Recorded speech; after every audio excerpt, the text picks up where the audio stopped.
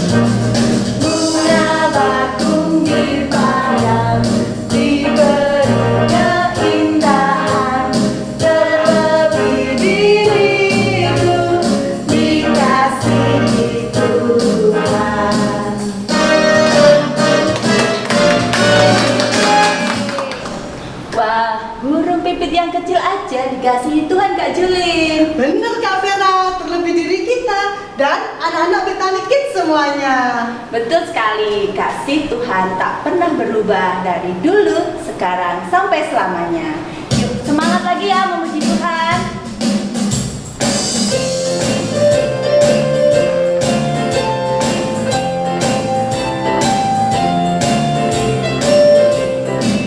Tuhan Yesus tidak berubah, tidak berubah, tidak berubah.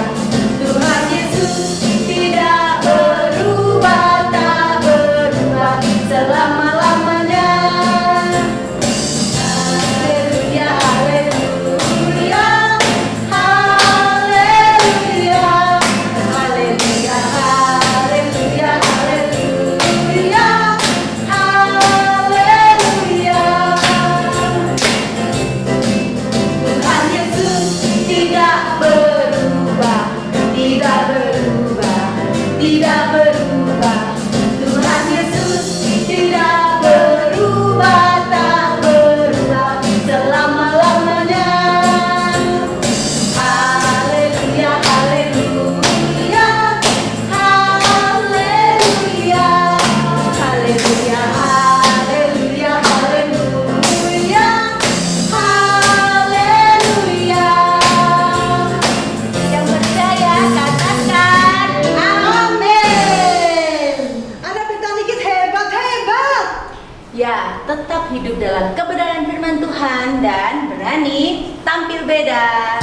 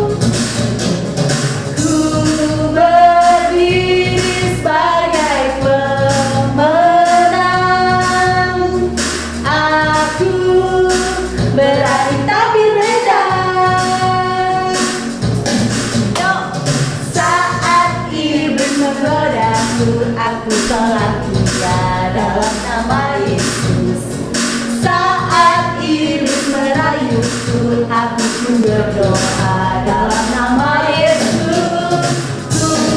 Kuat karena kasih-Nya, firman-Nya teguhkanku. Ku berdiri sebagai pemenang. Aku berani tapi tenang. Aku berani tapi tenang. Aku berani tapi tenang. Adik-adik, kita mau belajar firman Tuhan. Adik-adik boleh duduk yang manis. Kita mau mendengarkan firman Tuhan. Sebelumnya, mari sama-sama kita mau menyembah Tuhan.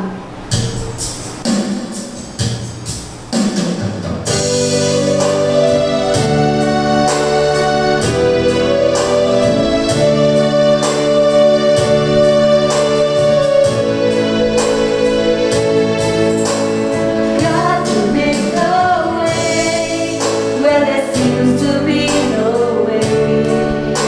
He works in ways we cannot see. He will make a way for me. He will be my guide. Hold me closely to His heart. With love and strength for each new day, He will make a way. He will make a way.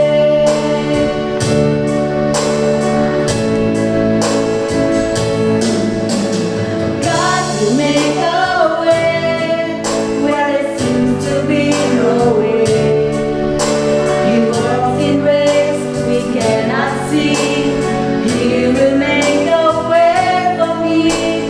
He will be my guide. Hold me closely to His side. With love and strength for His new day, He will make a way. He will make a way.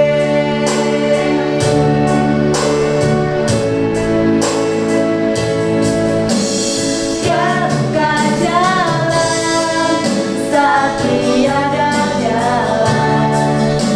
Jangan bekerja di jalan yang tak terlihat oleh bintang yang menuntun dan memeluk diriku dengan kasih dan kuasa-Nya.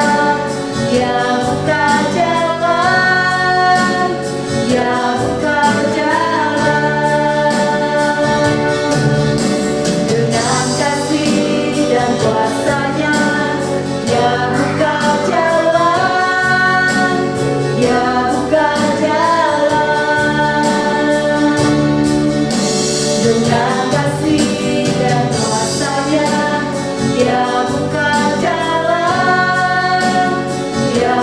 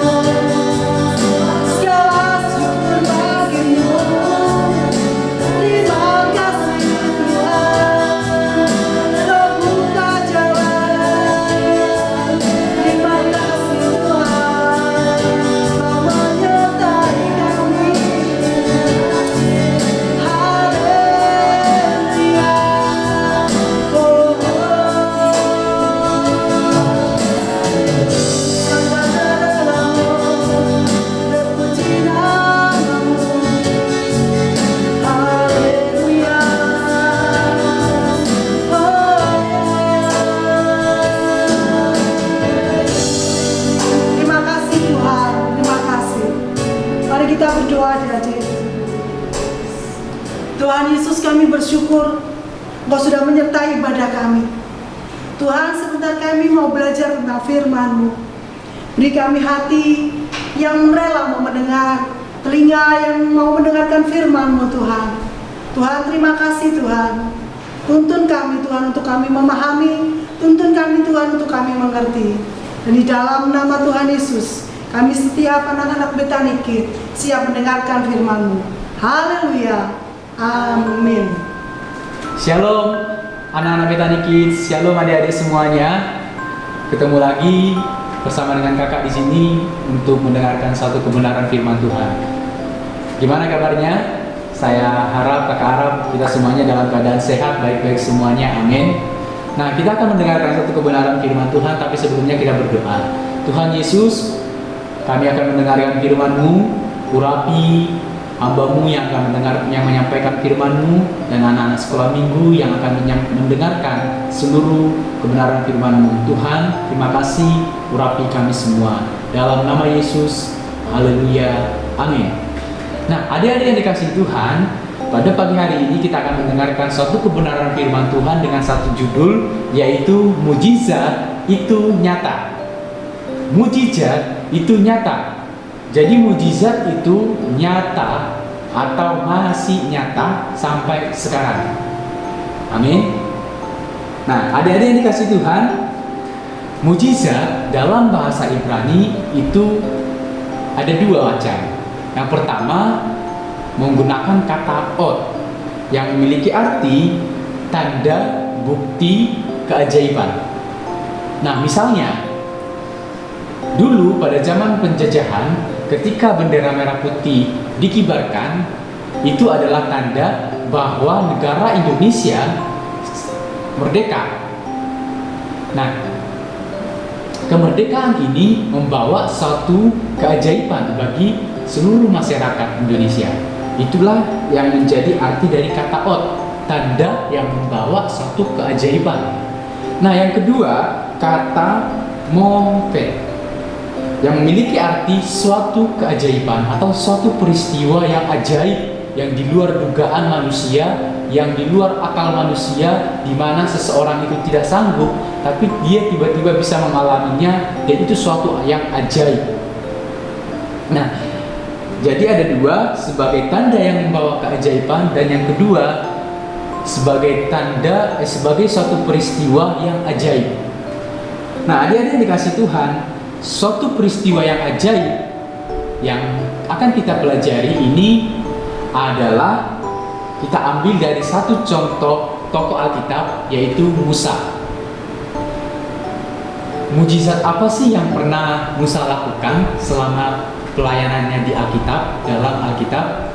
Nah, di sini kakak mencatat ada tujuh mujizat atau keadaan peristiwa yang ajaib yang ditimbulkan, yang dikerjakan Musa selama pelayanannya.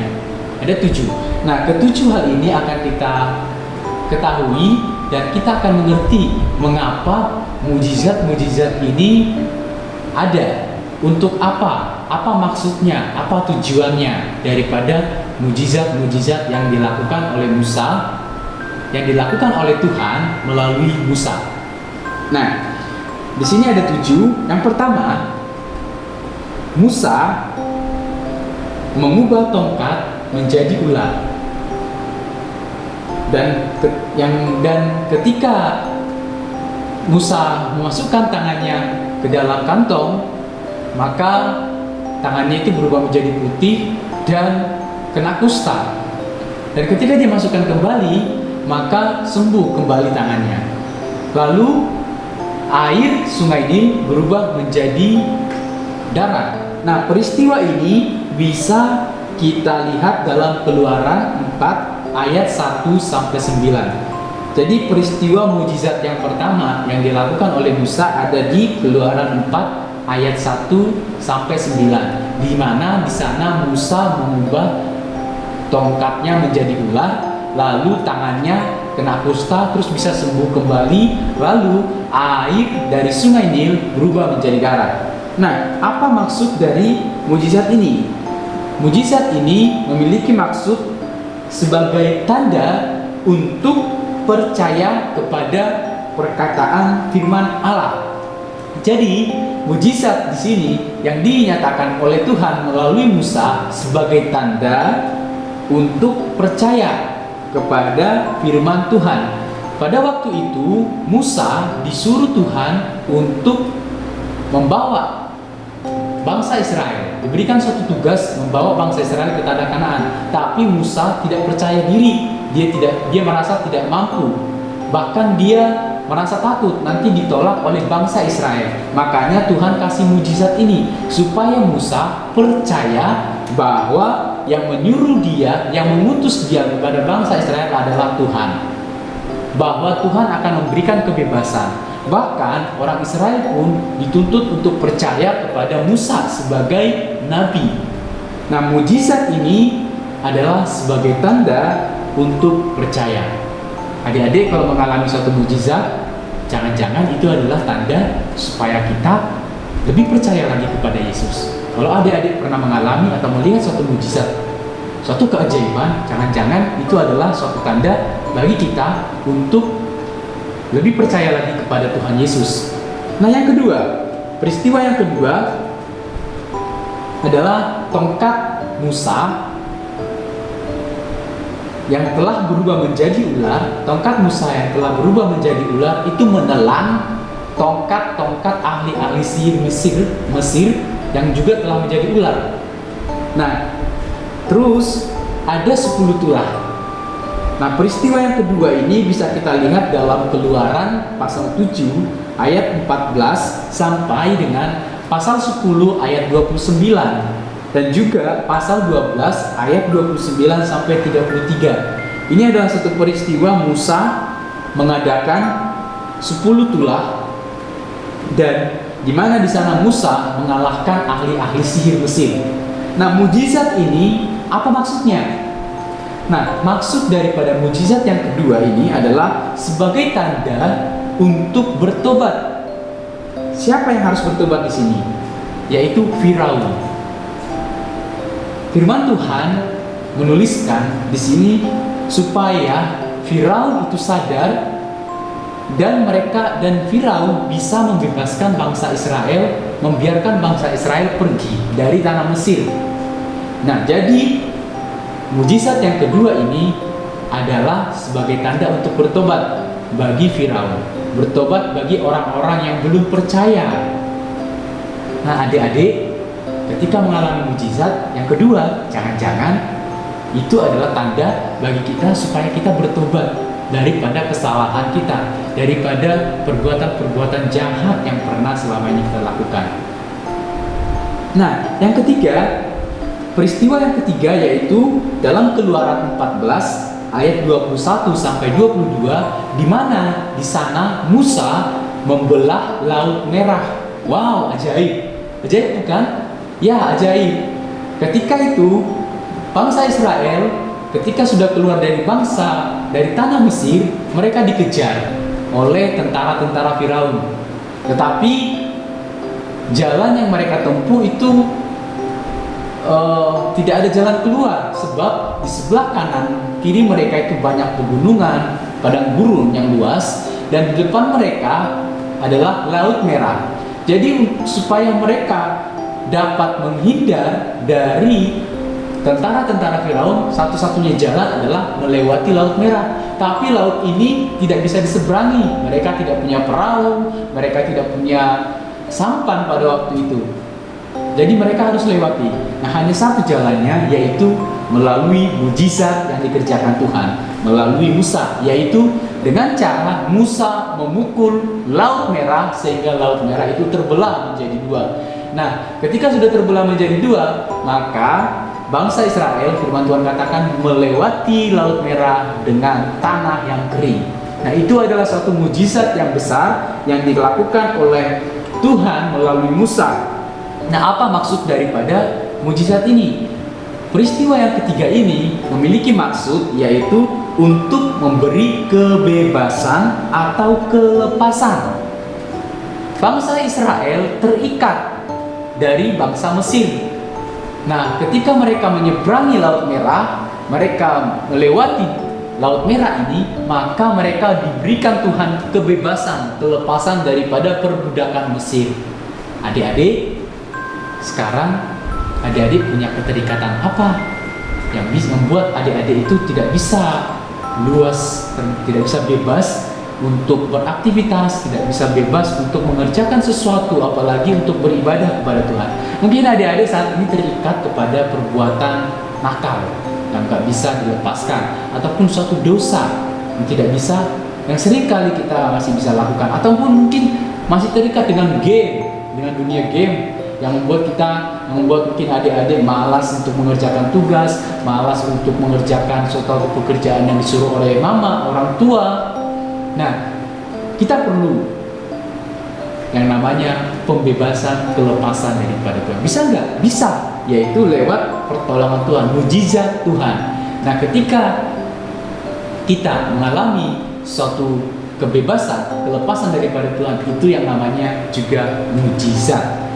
Mujizat Tuhan membawa kelepasan dan juga membawa kebebasan. Terlebih lagi membawa kita lepas, bebas daripada dosa, upah dosa, yaitu maut.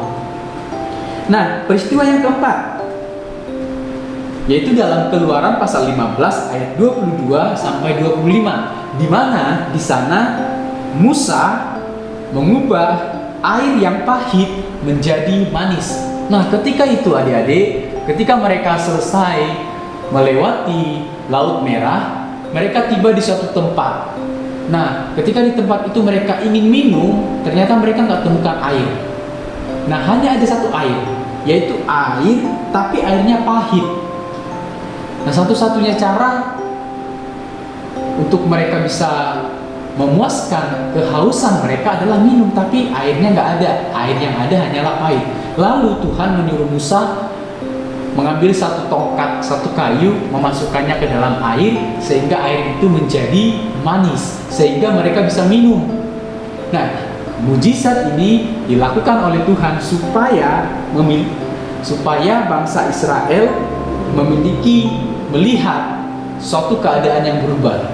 Jadi maksud dari mujizat yang keempat ini adalah untuk membawa perubahan,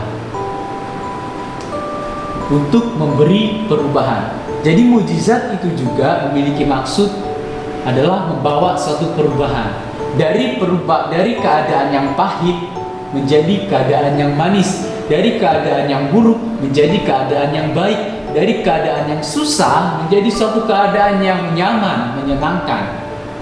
Itu adalah mujizat. Misalnya kakak memiliki suatu keadaan yang sakit, lemah tubuh, ataupun adik-adik mungkin pernah mengalami penyakit atau sakit, tapi ada mujizat Tuhan yang bisa mengubah keadaan itu menjadi sehat kembali. Yang dulunya sakit sekarang sehat, sembuh.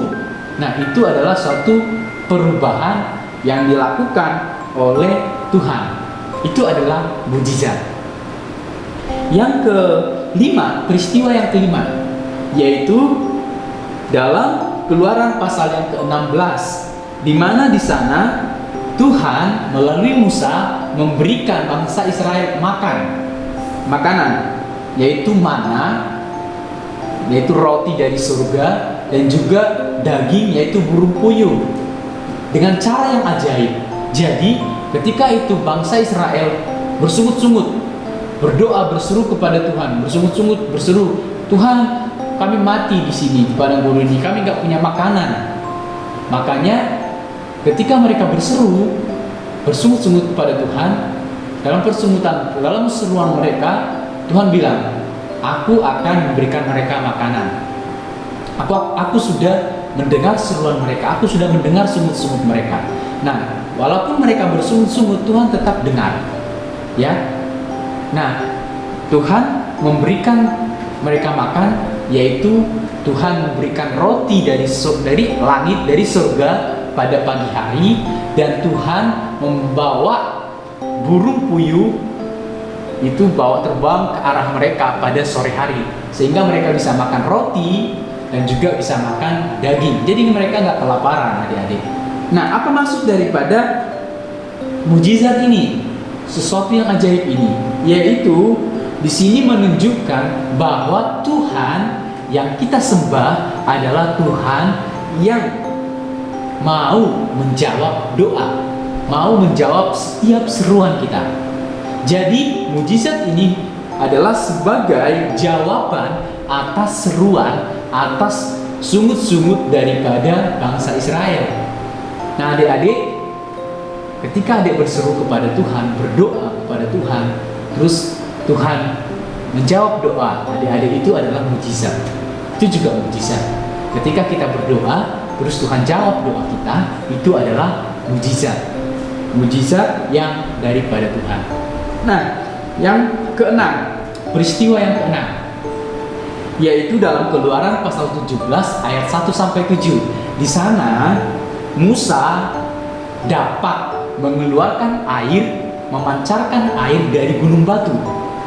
Wah, ajaib bukan? Jadi dengan cara seperti apa? Dengan cara memukulnya. Musa memukul gunung batu, suatu gunung bukit batu, dia pukul bukit batu itu lalu memancarkan air, lalu keluarlah air dari bukit itu.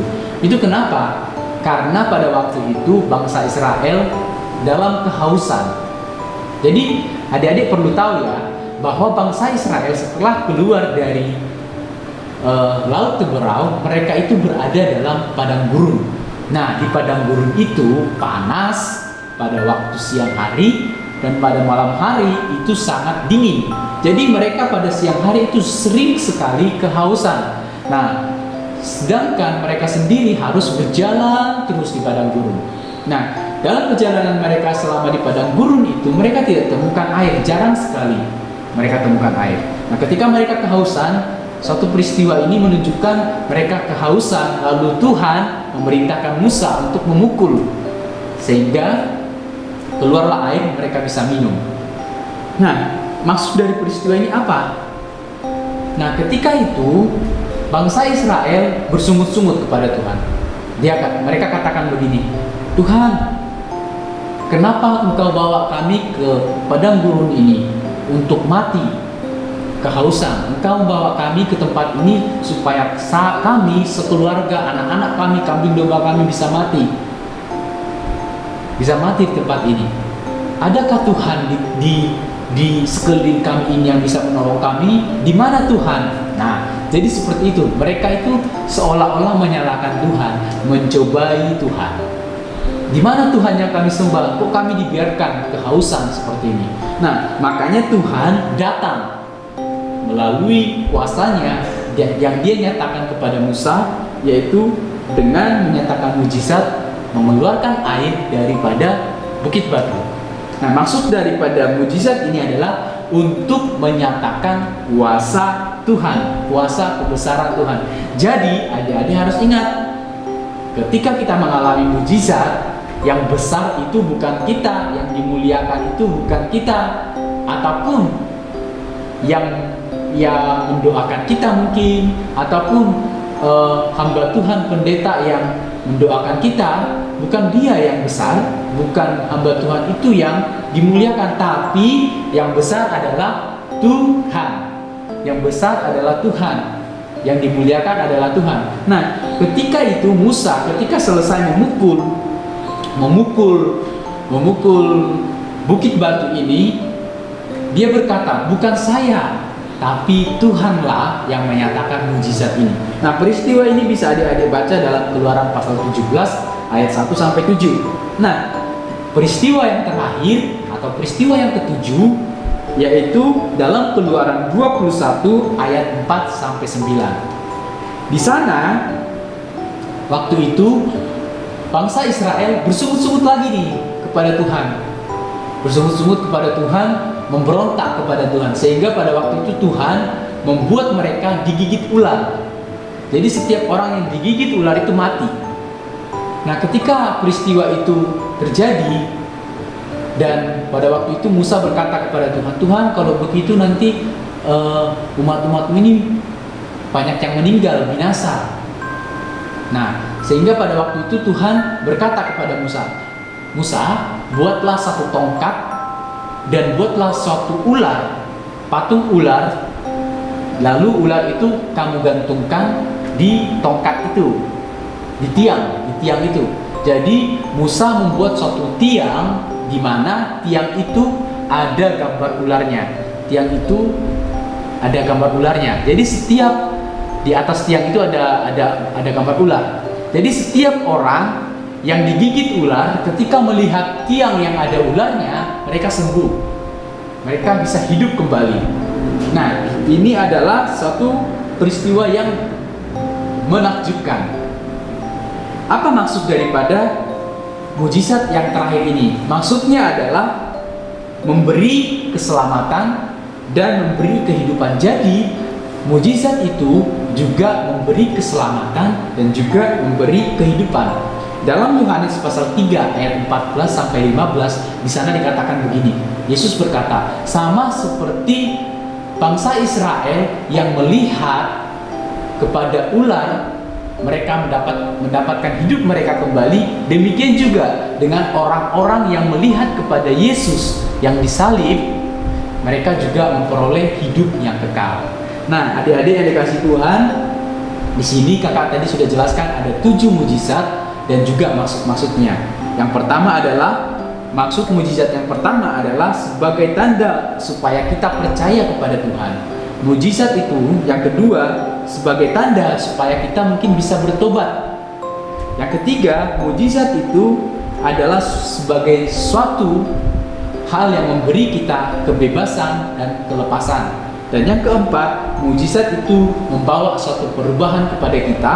Dan yang kelima, mujizat itu adalah muncul sebagai jawaban atas doa permohonan kita. Dan yang keenam, mujizat itu juga adalah suatu hal yang menyatakan kuasa Tuhan, yang memuliakan nama Tuhan. Dan yang terakhir, mujizat itu adalah pasti membawa suatu keselamatan dan juga suatu kehidupan bagi kita. Nah, adik-adik yang dikasih Tuhan, nanti setiap ayat-ayat yang akan dicantumkan di sini itu nanti adik-adik bisa baca ya, dalam setiap ayat-ayat yang nanti dicantumkan. Nanti kita bisa baca. Di sana adalah mujizat-mujizat yang dinyatakan oleh Allah melalui Musa. Nah, jadi adik-adik yang dikasih Tuhan, percayalah bahwa mujizat itu masih ada. Mujizat itu nyata dalam kehidupan kita. Keajaiban itu nyata jikalau kita berjalan bersama dengan Tuhan Yesus. Demikian firman Tuhan yang dapat kakak bagikan bagi kita semuanya. Tuhan Yesus memberkati kita semua. Mari kita berdoa. Tuhan Yesus, kami berdoa dan bersyukur kepada Engkau yang sudah memberikan kami kemampuan, kekuatan untuk dapat mengikuti ibadah ini. Biarlah setiap firman yang telah kami dengar, yang telah kami sampaikan, itu Tuhan materaikan dalam setiap hati dan pikiran kepada setiap anak-anak sekolah minggu.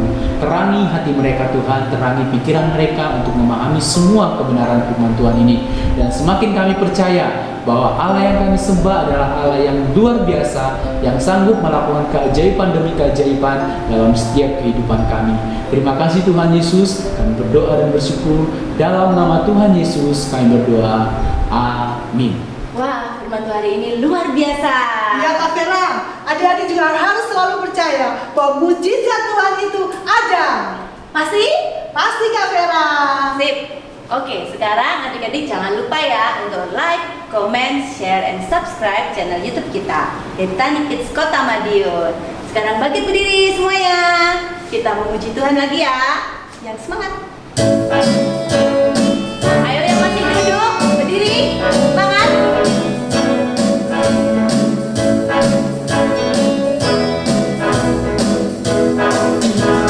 Burung pipit yang kecil dikasih di Tuhan, terlebih dirimu dikasih di Tuhan.